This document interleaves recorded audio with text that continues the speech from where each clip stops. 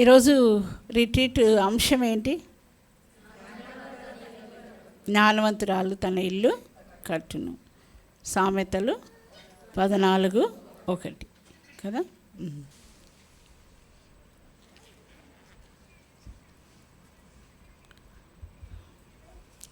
మన అంశంలో జ్ఞానవంతురాలు తన ఇల్లు కట్టును అని ఉంది. అందులో జ్ఞానము అనేది ఉంది కదా. జ్ఞానం అన్న పదము ఉంది. జ్ఞానం ఎవరు అన్నది ఫస్ట్ మనము చూసుకుందాం. జ్ఞానము ఎవరు? సామెతలు 8వ అధ్యాయం 14వ వచనం. సామెతలు 8వ అధ్యాయం 14వ వచనం. అందరం కలిసి చదువుకుందాం. ఆలోచన చెప్పుటయు లెస్సైన జ్ఞానం ఇచ్చుటయు నా వశము, జ్ఞానాధారము నేనే, పరాక్రమము నాదే. కాబట్టి ఇక్కడ జ్ఞానాధారము నేనే అని ఉంది. జ్ఞానాధారము మన ప్రభువే. కాబట్టి జ్ఞానం అంటే ఎవరు? మన ప్రభువే. ఆయనే జ్ఞానమై ఉన్నాడు. కొలస్సీలకు రాసిన పత్రిక 2వ అధ్యాయం 3వ వచనం. కొలస్సీ 2వ అధ్యాయం 3వ వచనం. ఇది కూడా అందరం కలిసి చదువుకున్నాం. కొలస్సీ 2:3. బుద్ధి జ్ఞానముల సర్వ సంపదలు ఆయన యందే గుప్తమై ఉన్నవి. కాబట్టి ఆయన జ్ఞానం, ఆయనే జ్ఞానాధారము. జ్ఞానానికి ఆధారము మన ప్రభు. అంతేకాకుండా బుద్ధి జ్ఞానముల సర్వ సంపదలు ఆయన యందే గుప్తమైనవి. అంటే ఆయనలోనే బుద్ధి జ్ఞానము అన్నీ కూడా సర్వ సంపదలు ఆయన యందే గుప్తమై ఉన్నవి. కాబట్టి జ్ఞానం అంటే ఎవరు? మన ప్రభువే. ఆయనలోనే సమస్తము గుప్తమై ఉన్నవి. బుద్ధి జ్ఞానముల సర్వ సంపదలు. ఆయన జ్ఞానము ఎటువంటిది అనేది చూస్తాం. రెండవదిగా జ్ఞానం ఎవరు అనేది చూస్తున్నాము. మన ప్రభువే జ్ఞానము. ఆయనలోనే సర్వ సంపదలు గుప్తమైనవి. బుద్ధి జ్ఞానముల సర్వ సంపదలు. రెండవదిగా ఆయన జ్ఞానము ఎంత గొప్పది అనే సంగతి మనము దేవుని వాక్యంలో నుండి చూస్తే 147వ కీర్తన, 147వ కీర్తన. మనం ప్రభువును ఆరాధించాలంటే ఆయన ఎంత గొప్పవాడో మనం ఎరిగితే అప్పుడు ఆయన్ని ఆరాధిస్తాం. మనకంటే తక్కువ స్థితిలో ఉన్నవారిని మనం ఆరాధిస్తామో పొగుడుతామా? పొగడం కదా. మనకంటే గొప్పవారినే మనం ఆరాధిస్తాము, పొగుడుతాం, పూజిస్తాం. కాబట్టి ఆయన జ్ఞానం ఎంత గొప్పదో మనము తెలుసుకుందాం. 147వ కీర్తనలో ఆయన జ్ఞానం ఎంత గొప్పదో రాయబడుతూ వచ్చింది. 147వ కీర్తన 5వ వచనం. మన ప్రభువు గొప్పవాడు, ఆయన అధిక శక్తి గలవాడు, ఆయన జ్ఞానమునకు మితి లేదు. ఆయన జ్ఞానమునకు మితి లేదు. మితి లేని అంటే ఒక లిమిట్ అనేది లేదు. ఆయన జ్ఞానము ఒక మితి లేనిది, లిమిట్ లేనిది. చాలా అనంత జ్ఞాని అని. అందుకే హన్నా మరి తనకు కుమారుని సమూయేలును అనుగ్రహించిన తర్వాత ఆరాధించే మాటల్లో ఆయన జ్ఞానాన్ని అనంత జ్ఞాని అని వర్ణిస్తూ వచ్చింది. 1 సమూయేలు 2వ అధ్యాయం, 1 సమూయేలు 2వ అధ్యాయం 3వ వచనం. 1 సమూయేలు 2వ అధ్యాయం 3వ వచనం. సరే.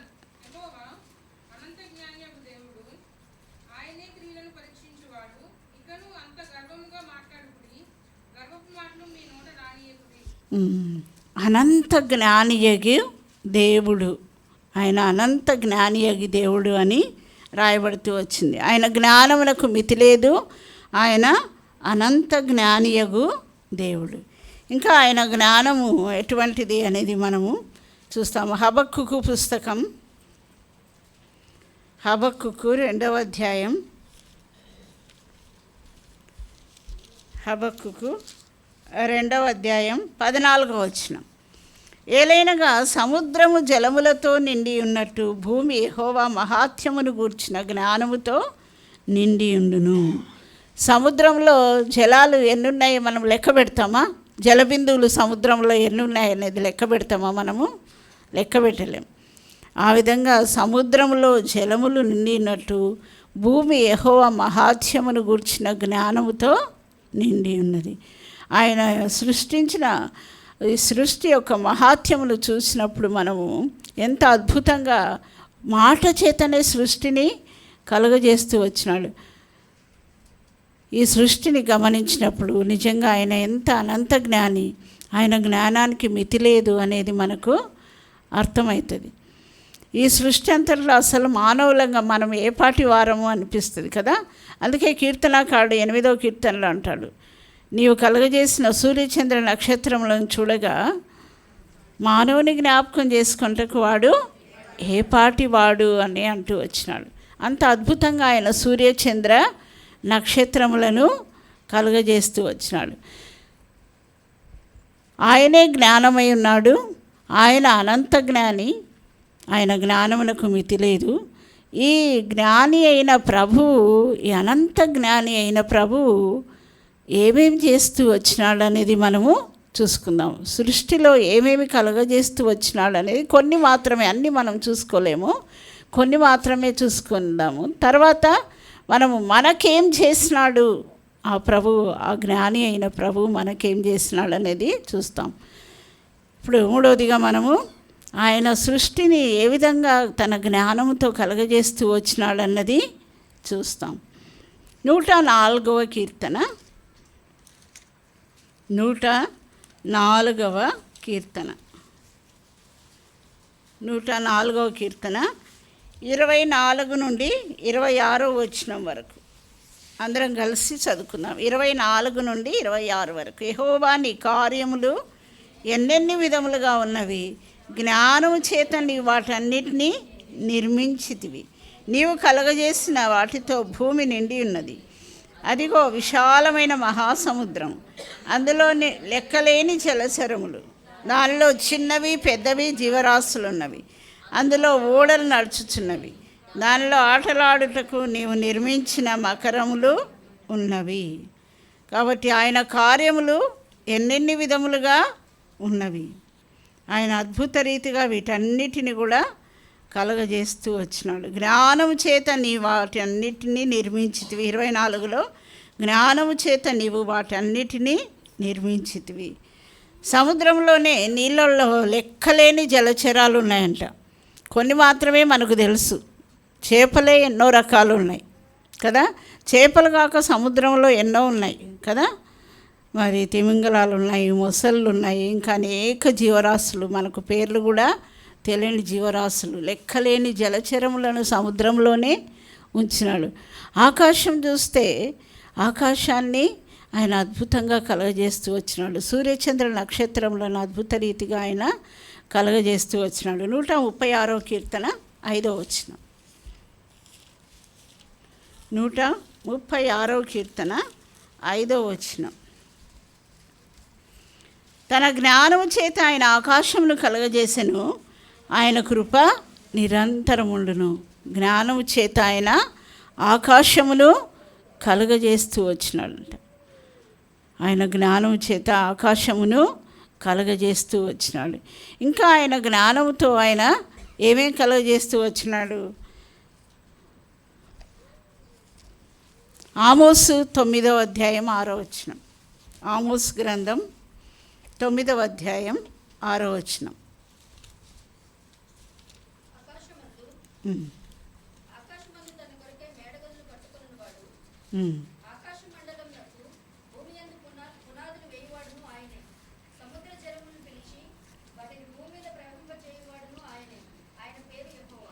ఆకాశమందు తన కొరకై మేడగదులు కట్టుకున్నాడంట.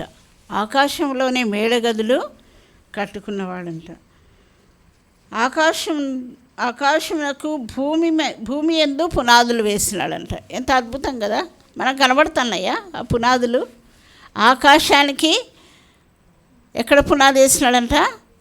భూమి యందు పునాది వేసినాడంట. ఇంకా చూడండి 24వ కీర్తనలో, 24వ కీర్తనలో ఏం రాయబడిందో చూస్తాము. 24వ కీర్తనలో 1-2 వచనాలు. భూమియు దాని సంపూర్ణతయు లోకమును దాని నివాసులను యెహోవావే. ఆయన సముద్రముల మీద దానికి పునాది వేసెను, ప్రవాహ జలముల మీద దాన్ని స్థిరపరచెను. ఆకాశానికి పునాదేమో ఎక్కడ వేసినాడంట? భూమి మీద వేసినట్ట. భూమికి పునాది ఎక్కడ వేసినాడంట? సముద్రంలో. 2వ వచనంలో 24:2 ఏముంది? భూమికి పునాది. భూమియు దాని సంపూర్ణత లోకమును దాని నివాసులను యెహోవావే. ఆయన సముద్రముల మీద దానికి పునాది వేసింది. కాబట్టి భూమికి ఎక్కడ పునాది? సముద్రం మీద. ఆకాశానికి పునాది భూమి మీద ఉంది, భూమికి పునాది సముద్రం మీద ఉంది. ఎంత అద్భుతం కదా! మనకు కనబడుతున్నాయి ఆ పునాదులు? కనబడలే. అద్భుతమైన విధానంలో ఆకాశమును, భూమిని, సముద్రమును, వాటిలోని సముద్రంలోని సమస్త జీవరాశులను ఆయన అద్భుత రీతిగా కలగజేస్తూ వచ్చినాడు. ఎంతో అద్భుతంగా అన్నిటినీ కలగజేస్తూ వచ్చినాడు. 8వ కీర్తనలో 8వ కీర్తన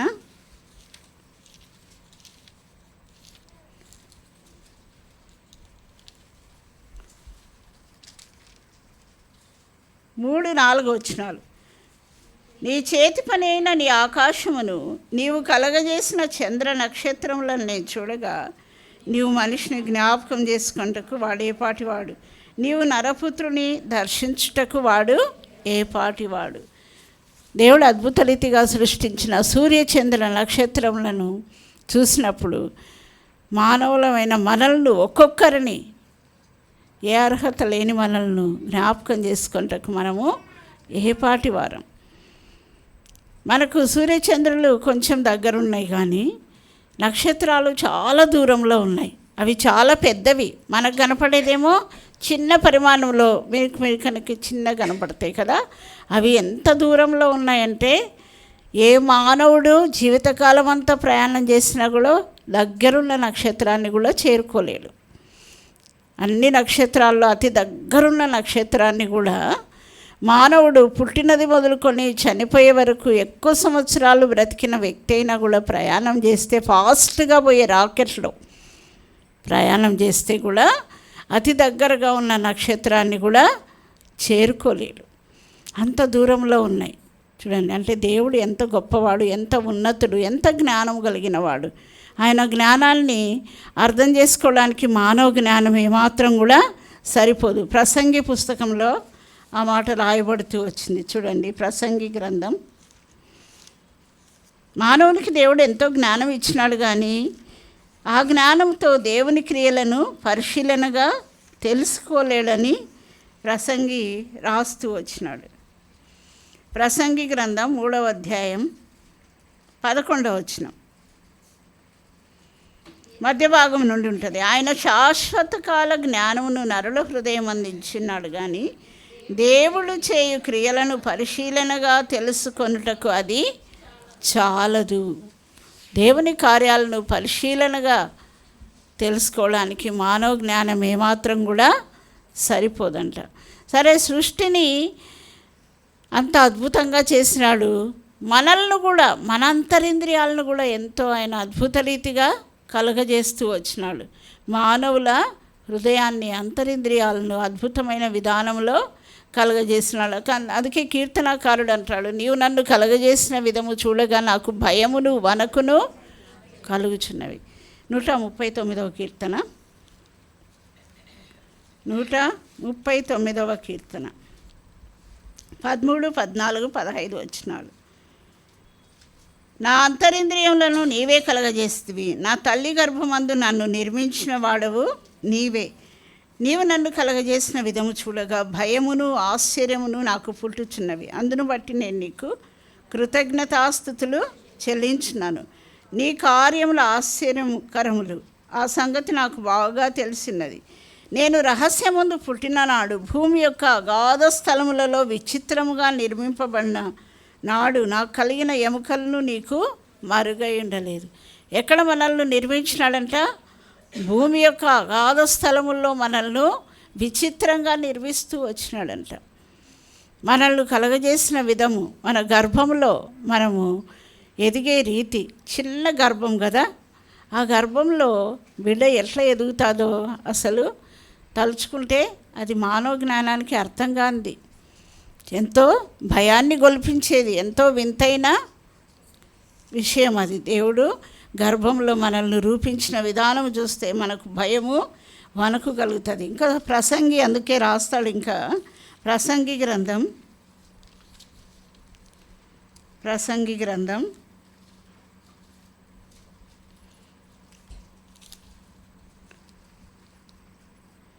11వ అధ్యాయం 5వ వచనం. ప్రసంగి 11వ అధ్యాయము 5వ వచనం. చూలాలి గర్భమందు ఎముకలు ఏ రీతిగా ఎదుగునది నీకు తెలియదు. గాలి ఏ త్రోవను వచ్చినో నీవెరుగవు, అలాగే సమస్తమును జరిగించు దేవుని క్రియలను నీవెరుగవు. చూలాలి గర్భంలో ఎముకలు ఎట్లా ఎదుగుతాయో, అంత చిన్న గర్భంలో మనం ఎట్లా ఎదుగుతామో, మన ఎముకలు ఎట్లా ఎదుగుతాయి అనేది మరి అది దేవునికే తెలుసు, కానీ ఏ వైద్యులకు ఏ శాస్త్రవేత్తలకు కూడా తెలియదు. మరి శాస్త్రవేత్తలు ఎంతో జ్ఞానం ఉంది అనుకుంటాం, కానీ వాళ్ళకు తెలియని విషయాలు అనేకం ఉన్నాయి. నక్షత్రాలు ఎన్ని ఉన్నాయో ఈరోజుకి ఎవరికి సంఖ్య తెలియదు, అయితే దేవునికి తెలుసు. 147:3 రాయబడి ఉంటుంది. నక్షత్రముల సంఖ్య ఆయనకు తెలుసు, నక్షత్రముల సంఖ్యను ఆయన నియమించెను అని రాయబడింది. మరి ఏ శాస్త్రవేత్తకు కూడా తెలియదు. గర్భంలో శిశువు ఏ విధంగా ఎదిగేది ఎవరికి తెలియదు. మానవుని నిర్మించిన విధానము ఎవరికీ తెలియదు. ఆకాశాన్ని అద్భుత రీతిగా సృష్టిస్తూ వచ్చినాడు. సముద్రాన్ని, భూమిని, ఆకాశానికి పునాదులు భూమి యందు వేసినాడు, భూమికి పునాదులు సముద్రం మీద, సముద్ర జలముల మీద వేస్తూ వచ్చినాడు. ఎంతో వింతైన విధానంలో దేవుడు సృష్టిని కలగజేస్తూ వచ్చినాడు. సరే, సృష్టిని కలగజేసిన ఈ దేవుడు మనకు వ్యక్తిగతంగా మరి ఆయన జ్ఞానం ద్వారా మనకేం చేస్తూ వచ్చినాడు? మన రక్షణ కొరకై, మన పాపక్షమాపణ కొరకై, మనల్ని పరలోక రాజ్యం చేర్చుట కొరకై ఆయన ఏం చేస్తూ వచ్చినాడు అనేది కొన్ని విషయాలు చూసుకుందాం. రోమీలకు రాసిన పత్రిక 11వ అధ్యాయం, రోమీలకు రాసిన పత్రిక 11వ అధ్యాయం 30వ వచనం నుండి 33 వరకు అందరం కలిసి చదువుదాం. రోమీలకు రాసిన పత్రిక 11వ అధ్యాయం 30 నుండి 33 వరకు. మీరు గత కాలమందు దేవునికి అవిధేయులండి, ఇప్పుడు వారి అవిధేయతను బట్టి కరుణింపబడితిరి. అటువలనే మీ ఎడల చూపబడిన కరుణను బట్టి వారును ఇప్పుడు కరుణ పొందు నిమిత్తము ఇప్పుడు వారు అవిధేయులై ఉన్నారు. అందరి ఎడల కరుణ చూపవలనని దేవుడు అందరినీ అవిధేయతా స్థితిలో మూసివేసి బంధించి ఉన్నాడు. ఆహా, దేవుని బుద్ధి జ్ఞానముల బాహుల్యం ఎంతో గంభీరం. ఆయన తీర్పులు శోధింపనెంతో అశక్యములు, ఆయన మార్గములు ఎంతో అగమ్యములు. దేవుని ప్రజలు ఇశ్రాయేలీలు. దేవుని ప్రజలు ఎవరు? ఇశ్రాయేలీలు. అయితే మనం ఇశ్రాయేలీలతో సహపౌరులం కాదు అని ఎఫెసీయులకు రాసిన పత్రిక 2వ అధ్యాయంలో రాయబడుతూ వచ్చింది. మనం ఇశ్రాయేలీలతో సహపౌరులం కాదు. మరి ఆయన వాగ్దానానికి మనము వారసులము కాదు. అయితే మనల్ని రక్షించుట కొరకై, మనం ఎవరము? ఇశ్రాయేలీలం కాదంటే అన్ని జనులము. అన్ని జనులైన మనల్ని రక్షించుట కొరకై కొద్ది కాలం దేవుడు ఇశ్రాయేలీలకు ఏం చేసినాడంట? అవిధేయత గల మనస్సునిచ్చినాడంట. చూడండి, ఇందాక మనం చదువుకుంటూ వచ్చినాం. వారి అవిధేయతను బట్టి కరుణింపబడితిరి. వారికి దేవుడు కొంతకాలము అవిధేయత గల మనసునిచ్చి మనల్ని రక్షించినాడు. అందుకే ఆహా, దేవుని బుద్ధి జ్ఞానముల బాహుల్యము గంభీరము అని రాయపడుతూ వచ్చింది. దేవుని జ్ఞానం ఎంత గొప్పది కదా! అర్హత లేని మనల్ని రక్షించుట కొరకై అర్హత కలిగిన వారిని కొద్ది కాలం పక్కన పెట్టినాడు. ఇశ్రాయేలీలు అర్హులు, ఆయన వారసులు, ఆయన ప్రజలు, వారికి పౌరసత్వం ఉంది. అయితే వారితో మనము సహపౌరులం కాదు, కానీ అన్ని చెరులము, అవిధేయులము, అనర్హులము అయిన మనల్ని రక్షించుట కొరకై కొద్ది కాలం వాళ్ళను మరి వారికి మనోనేత్రాలు మూసివేసినాడు. ఆయన అవిధేయత గల మనస్సునిచ్చి మన మనోనేత్రాలు వెలిగింపజేసినాడు. మనకు ఆ రక్షణను, గొప్ప రక్షణను మనకు అనుగ్రహించి ఇశ్రాయేలీలతో సహపౌరులుగా మనల్ని ఆయన చేస్తూ వచ్చినాడు. ఇది ఆయన జ్ఞానము. అందుకే ఆహా దేవుని బుద్ధి జ్ఞానముల బాహుల్యం ఎంత గంభీరం. ఇది ఆయన జ్ఞానం. వారిని అవిధేయతలో ఉంచి మనల్ని రక్షించడం అనేది దేవుని యొక్క జ్ఞానం. ఇంకా ఆయన మనకేం చేస్తూ వచ్చినాడు, మనల్ని అసలు ఎట్లాంటి స్థితిలో ఏర్పరచుకున్నాడు మనల్ని. కొరింథీయులకు రాసిన మొదటి పత్రిక 26వ వచనం నుండి 29వ వచనం వరకు. కొరింథీయులకు రాసిన మొదటి పత్రిక 1వ అధ్యాయం 26 నుండి 29 వరకు. సహోదరులారా, మిమ్మును పిలిచిన పిలుపును చూడుడి. మీలో లోకరీతిని అందరం కలిసి అవుదాం. జ్ఞానులైనను ఘనులైనను గొప్ప వంశం వారైన అనేకులు పిలువబడలేదు, కానీ ఏ శరీరము దేవుని ఎదుట అతిశయింపకున్నట్లు జ్ఞానులను సిగ్గుపరచుటకు లోకములో నుండి వెర్రివారిని దేవుడు ఏర్పరచుకొని ఉన్నాడు. బలవంతులైన వారిని సిగ్గుపరచుటకు లోకంలో బలహీనులైన వారిని దేవుడు ఏర్పరచుకొని ఉన్నాడు. ఎన్నికైన వారిని వ్యర్థం చేయటకు లోకంలో నీచులైన వారిని, తృణీకరింపబడిన వారిని, ఎన్నికలేని వారిని దేవుడు ఏర్పరచుకొని ఉన్నాడు. మామూలుగా ఒక ఉద్యోగానికి సెలెక్ట్ చేయాలంటే ఇంటర్వ్యూలో ఎవరిని సెలెక్ట్ చేసుకుంటారు? ఏమి క్వశ్చన్లకు ఆన్సర్ చెప్పని వాళ్ళని సెలెక్ట్ చేసుకుంటారా? ఏం క్వాలిఫికేషన్ లేని వాళ్ళని సెలెక్ట్ చేసుకుంటారా? చేసుకోరు కదా. మంచిగా క్వాలిఫికేషన్ ఉన్న వాళ్ళు, బాగా అడిగిన ప్రతి ప్రశ్నకు జవాబు చెప్పగలిగిన వాళ్ళు, చురుకైన వాళ్ళను సెలెక్ట్ చేసుకుంటారు. ఇప్పుడు ఈ సాఫ్ట్వేర్ జాబ్స్లో కూడా ఒక ఏజ్ వస్తానే తీసేస్తారు. ఎందుకని? వాళ్ళు యాక్టివ్గా వర్క్ చేయలేరు, ఫాస్ట్ టెక్నాలజీ వాళ్ళు నేర్చుకోలేరు అని చెప్పేసి కదా యంగ్స్టర్స్నే ఆ జాబ్కి తీసుకుంటారు. మరి మంచి క్వాలిఫికేషను, మంచి ఎబిలిటీ ఉన్న వాళ్ళనే ఈ లోక సంబంధమైన ఉద్యోగాలకి సెలెక్ట్ చేసుకుంటారు. అయితే ప్రభువు ఆ పరలోక రాజ్యము కొరకు, ఆయన రాజ్యములో ఏలేవారుగా, అధికారులుగా ఉండడానికి ఎవరిని ఏర్పరచుకున్నాడు? జ్ఞానం లేని మనల్ని, జ్ఞానులను సిగ్గుపరచడానికి జ్ఞానం లేని మనల్ని, బుద్ధిహీనులను దేవుడు ఏర్పరచుకున్నాడు. బలవంతులను సిగ్గుపరచుటకు బలం లేని వారిని, బలహీనులను దేవుడు ఏర్పరచుకున్నాడు. ఎన్నికైన వారిని వ్యర్థం చేయుటకు నీచులను, అయోగ్యులను మనల్ని దేవుడు ఏర్పరచుకున్నాడు. ఇది దేవుని జ్ఞానం. మరి లోక పద్ధతికి విరుద్ధంగా ఉంది కదా. లోకంలో ఇట్లాంటి వాళ్ళని ఎవరు సెలెక్ట్ చేసుకోరు, ఎవరు ఏర్పరచుకోరు. అయితే లోకానికి భిన్నంగా ఆయన అనంత జ్ఞాని కాబట్టి ఆ విధంగా మనల్ని ఏర్పరచుకున్నాడు. జ్ఞానం లేని మనల్ని ఏర్పరచుకున్నాడు. బలం లేని మనల్ని, బలహీనలను, ఎన్నిక లేని వారమైన మనల్ని ఏర్పరచుకున్నాడు. ఇది ఆయన యొక్క జ్ఞానం. ఇంకా ఆయన జ్ఞానంతో మనకేం చేస్తూ వచ్చినాడు? మత్తయి సువార్త 11వ అధ్యాయం. మత్తయి సువార్త 11వ అధ్యాయం.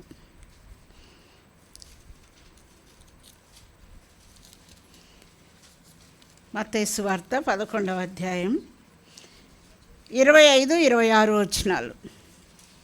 25, 26 వచనాలు చదవండి ఎవరైనా గట్టిగా.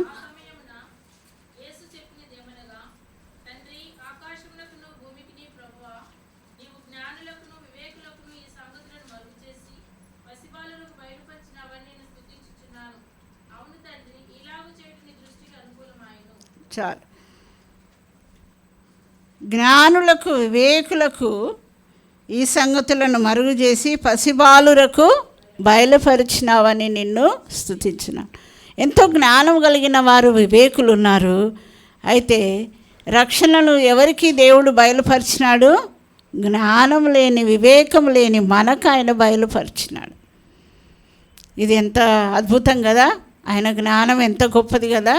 జ్ఞానం లేని వారికి, వివేకం లేని వారికి, పసిబాళ్ళు లాంటి వాళ్లకు పరలోక సంగతులు బయలుపరిచినాడు, అర్థమయ్యేటట్టు చేసినాడు. మనకు ఆ రక్షణను గురించిన జ్ఞానం దేవుడు ఇచ్చినాడు. ఎంతోమంది శాస్త్రవేత్తలు ఉన్నారు, ఎంతోమంది మరి లోకరీతిగా జ్ఞానం కలిగిన వారు ఉన్నారు. వారికి ఎంత చెప్పినా అర్థం కాదు. సువార్తకు పోయినప్పుడు మనము సువార్త చెప్తాము, కొద్దిమందికి చెప్తే ఏమమ్మా నువ్వు చెప్పింది నాకు ఏం అర్థం కాలే అంటారు కదా. అంటే వాళ్ళకి ఎంత జ్ఞానం ఉన్నా వాళ్ళకి అర్థం కాదు. ఈ దైవిక సంగతులు, పరలోక సంగతులు వాళ్ళు గ్రహించలేకుండా ఉన్నారు. మనకైతే ఆ పరలోక సంగతులు, ఆయన రక్షణ గూర్చిన వార్తను అర్థం చేసుకొని ఆ రక్షణను స్వీకరించే జ్ఞానాన్ని దేవుడు మనకు అనుగ్రహిస్తూ వచ్చినాడు. అందుకే ఆయన మహాజ్ఞాని. ఆయన మహాజ్ఞాని కాబట్టి ఆయన మరి మనకు ఈ జ్ఞానాన్ని అనుగ్రహిస్తూ వచ్చినాడు. ఇశ్రాయేలీలకు కొద్ది కాలం అవిధేయత స్థితి అనుగ్రహించి మనకు రక్షణను ఇస్తూ వచ్చినాడు. విధేయత గల మనస్సును మనకి ఇప్పుడు దయచేస్తూ వచ్చినాడు. అంతేకాకుండా ఏ అర్హత లేని వారమైన మనల్ని లోకము నుండి ఏర్పరచుకొని తన కొరకు ప్రత్యేకించుకుంటూ వచ్చినాడు. అనేక సంగతులు, పరలోక సంగతులు ఈ లోక జ్ఞానులకు అర్థం కావు. వాళ్ళ మనోనేత్రములకు సాతాను గుడితనం కలగజేస్తున్నాడు. వాళ్ళకు అర్థమే కాదు ఎంత చెప్పినా రక్షణను గురించి. అయితే రక్షణను గురించి గ్రహించే జ్ఞానం మనకు అనుగ్రహిస్తూ వచ్చినాడు. అందుకే కొరింథీయులకు రాసిన మొదటి పత్రికలో సిలువను గూర్చిన వార్త నశించు వారికి వెర్రితనము, రక్షింపబడుచున్న మనకు దేవుని శక్తి అని రాయబడుతూ వచ్చింది. చూడండి, కొరింథీయులకు రాసిన మొదటి పత్రిక మొదటి అధ్యాయం, కొరింథీయులకు రాసిన మొదటి పత్రిక మొదటి అధ్యాయంలో ఆ మాట చదవండి.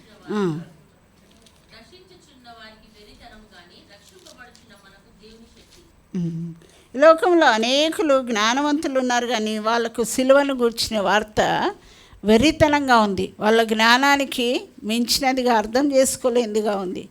అయితే మరి మనకు కొద్దిమంది సంఘాల్లో ఉంటారు విశ్వాసులు, ఏం చదువుకోండరు, కానీ వాళ్ళు ఎంత చక్కగా రక్షణను గురించి గ్రహించి ఆరాధన ఎంత చక్కగా చేస్తారు కదా. ఎంత అద్భుతం కదా. జ్ఞానులకు, లోకంలో ఉన్న జ్ఞానులకు రక్షణ వార్త వెర్రితనంగా ఉంది, వాళ్ళకు అర్థం కావడం లేదు. కానీ నశించుచున్న మనకు సిలువను గుర్చిన వార్త దేవుని శక్తి. ఆ జ్ఞానం, గ్రహించే జ్ఞానం, అర్థం చేసుకునే జ్ఞానం మనకు అనుగ్రహించినాడు. సిలువలో ఆయన మన కొరకు చనిపోయినాడు. సృష్టి అంతటినీ మాట చేత కలగజేసినాడు, కానీ మానవుని సొంత హస్తాలతో నిర్మించుకోవడమే కాకుండా మానవునికి రక్షణ మాటతో కలగజేయలేదు దేవుడు కదా. ఆయన ఎంత జ్ఞాని, మాటతోనే కలగచేయలేదు. ఆయన మాటతో కలగజేసిన ఈ సృష్టి అంతా ఒకరోజు నశించిపోతుంది, మహావేంద్రంతో లయమైపోతుంది. అయితే ఆయన మన కొరకు సిలువలో చెల్లించిన క్రయం ద్వారా అనుగ్రహించిన విలువైన గొప్ప రక్షణ అది ఎన్నటికీ నశించదు. ఈ రక్షణ ద్వారా మనకు కంటికి కనబడని, చెవికి వినబడని, మనుష్య హృదయమునకు గోచరము కాని అనేక సంగతులు పరలోకంలో ఆయన మన కొరకు సిద్ధపరిచినాడు. అవి అక్షయమైనవి, నిర్మలమైనవి, వాడబారనివి. అటువంటివి మన కొరకు ఆయన సిద్ధపరిచినాడు. కాబట్టి మన రక్షణ ఎంతో గొప్పది. మన రక్షణ కొరకు ఆయన మాటతో సెలవీయలేదు, కానీ తన సొంత కుమారుని ఈ లోకానికి పంపి సిలువలో ఆయనను బలిగా అర్పిస్తూ వచ్చినాడు. ఆయన బలియాగం ద్వారా మనకు రక్షణ ఇచ్చినాడు. కాబట్టి ఆ రక్షణ ఎంతో విలువైన రక్షణ. అది ఎల్లప్పుడూ ఉండే రక్షణ, ఎల్లప్పుడూ ఉండే సంతోషం, ఎల్లప్పుడూ ఉండే ఆనందం మనకిచ్చినాడు. పరలోక సంతోషాన్ని మనకు అనుగ్రహించినాడు. మనకి ఇచ్చిన రక్షణ ఎంతో గొప్పది, విలువైనది. ఇంకా మనల్ని దేవుడు ఎంత గొప్పగా చేస్తూ వచ్చినాడంటే ఆ రక్షణతోనే ఆపలే మనల్ని. మనకు ఎటువంటి ఆధిక్యతనిచ్చినాడంటే దేవుడు తన జ్ఞానాన్ని మన ద్వారా ఇతరులకు, గొప్పవారికి బయలుపరచాలని దేవుని యొక్క సంకల్పం. చూడండి ఆయన జ్ఞానం ఎంత గొప్పదో.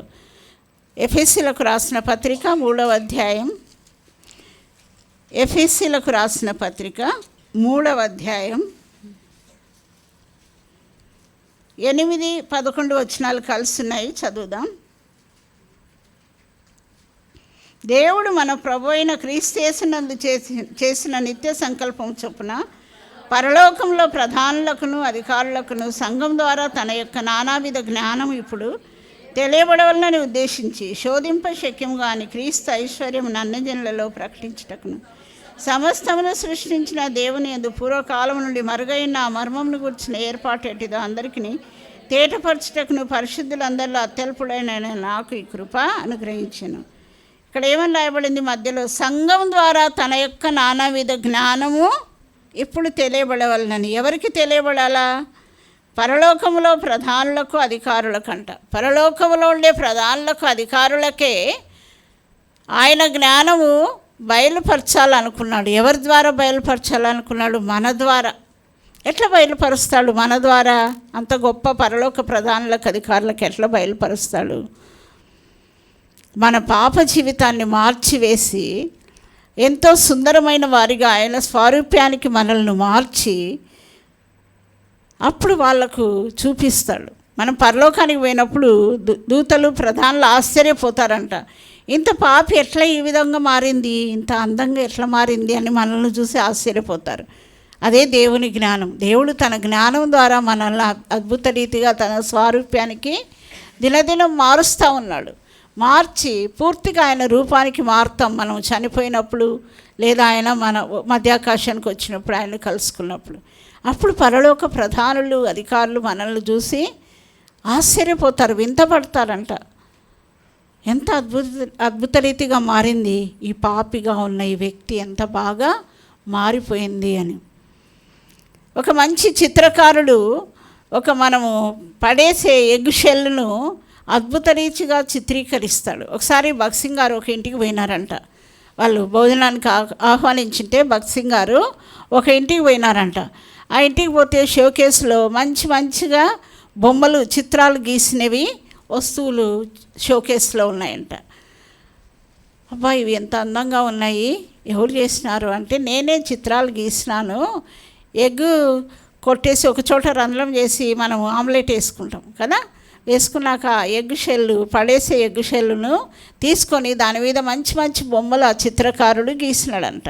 అవి ఎంత అందంగా ఉన్నాయి అంటే, వేస్ట్ అయ్యేదాన్ని అద్భుత రీతిగా తయారు చేసినాడు ఆ చిత్రకారుడు. అట్లనే ప్రభువు మనము లోకంలో ఎన్నిక లేని వారం, తృణీకరింపబడిన వారం, జ్ఞానం లేని వారం, బలహీనలం, ఇట్లాంటి మనల్ని ఎంతో బలమైన పాత్రలుగా, విచిత్రమైన పాత్రలుగా, అందమైన పాత్రలుగా, జ్ఞానము కలిగిన పాత్రలుగా చేసి పరలోకంలో ప్రధానులకు అధికారులకు మనల్ని చూపిస్తాడు. అప్పుడు నిజంగా దేవుని జ్ఞానం ఎంత గొప్పదని ఆ ప్రధానుల అధికారులు తెలుసుకుంటారు.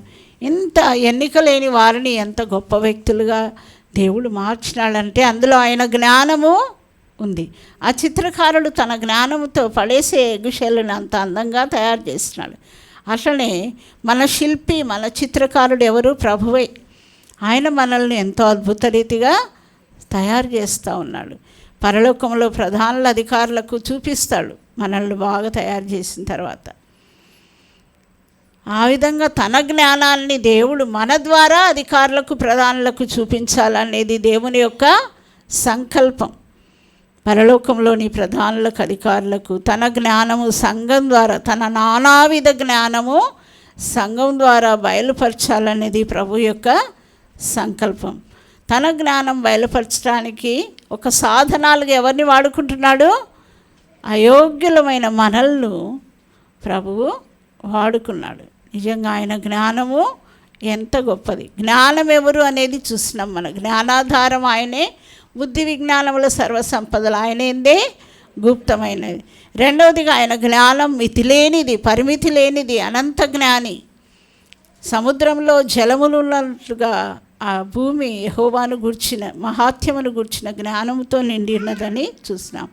మూడవదిగా ఆయన జ్ఞానంతో సృష్టిని ఎంత అద్భుత రీతిగా కలుగజేస్తూ వచ్చినాడనేది చూసినాం. నాలుగవదిగా ఆయన తన జ్ఞానముతో మనకు ఏం చేస్తూ వచ్చినాడు, మనల్ని ఏ విధంగా మార్చుతూ వచ్చినాడు అనేది మనం చూస్తూ వచ్చినాం.